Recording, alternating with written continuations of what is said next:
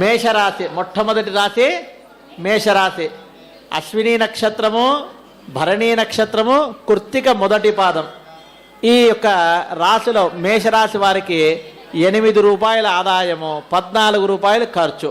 అంటే ఆదాయం 8, ఖర్చు 14, అంటే 6 రూపాయలు వ్యయంతో ఉందన్నమాట.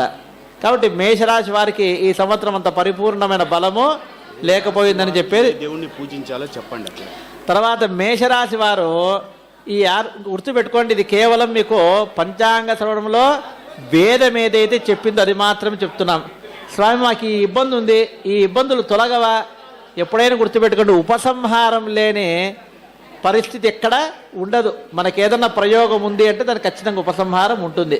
కాబట్టి మేషరాశి వారికి ఆదాయ వ్యయాలు అంటే మాకు 6 రూపాయలు నష్టంగా స్వామి ఈ సంవత్సరం, ఆ నష్టాన్ని ఎట్లా పూడ్చుకోవాలంటే మేషరాశికి అధిపతి కుజుడు.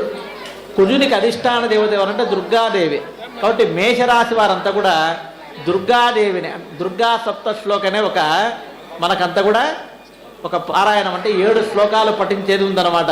మన ఆరాధ్య ఛానల్ ద్వారా మనము దుర్గా సప్త శ్లోక ఏదైతే ఉందో ఆ సప్త శ్లోకిని మనం ఆల్రెడీ వదిలినాం. ఆ వదిలినది మళ్ళీ రిమైండ్ చేసుకొని మళ్ళీ కూడా వదులుతాం మేము.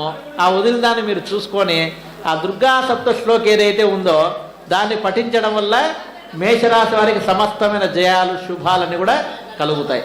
Thanks for watching. Please comment, like, share and subscribe our channel.